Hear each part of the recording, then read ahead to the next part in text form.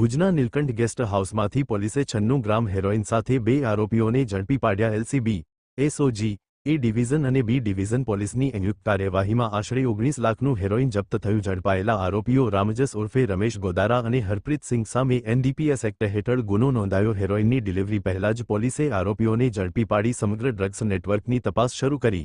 અહેવાલ સંજય પોપટ। પોલીસ મહાનિરીક્ષક શ્રી સરહદી રેન્જ શ્રી ચિરાગ કોરડિયા સાહેબ દ્વારા વારંવાર એનડીપીએસ ને લગતા કેસોની સૂચના કરવામાં આવે છે। તે અંતર્ગત પશ્ચિમ કચ્છ જિલ્લાના પોલીસ અધિક્ષક શ્રી રિસ્પેક્ટેડ વિકાસ સિંધા સાહેબ દ્વારા કોમ્બિંગનું આયોજન કરવામાં આવેલ હતું।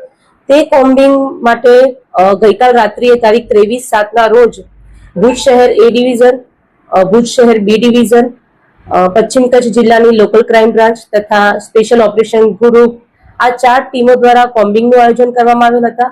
આ 4 ટીમો જ્યારે કોમ્બિંગમાં હતા તે દરમિયાન જનતાઘર પાસે એક નીલકંઠ ગેસ્ટ હાઉસ આવેલ છે।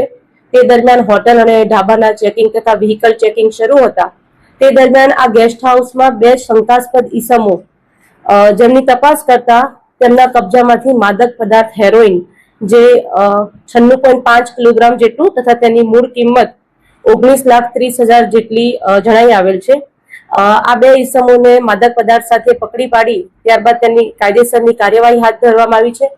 પ્રાથમિક પૂછપરછ દરમિયાન એવું જાણવામાં આવેલ છે કે આ બંને ઈસમો મૂળ પંજાબના તથા બંને ઈસમોના નામ પ્રથમ આરોપી રામજશ ઉર્ફે રમેશ પ્રતાપરામ ગોદારા જેની ઉંમર 25 વર્ષ જેટલી છે જે મૂળ રાજસ્થાનના છે તથા હરપ્રીતસિંહ બલવિંદરસિંહ જેની ઉંમર 42 વર્ષ કે જેઓ ફિરોઝપુર પંજાબના છે।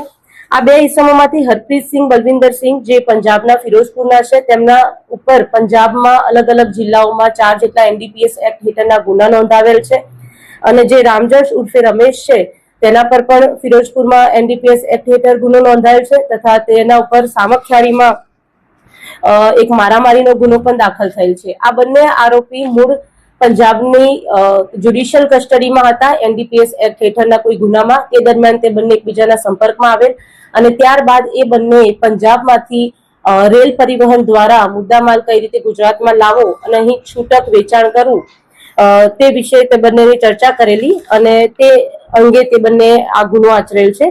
આ બંને આરોપી વિરુદ્ધ હાલ ભુજ શહેર એ ડિવિઝન પોલીસ સ્ટેશન ખાતે ગુનો નોંધાયેલ છે જે એનડીપીએસ એક્ટ હેઠળ દાખલ થયેલ છે।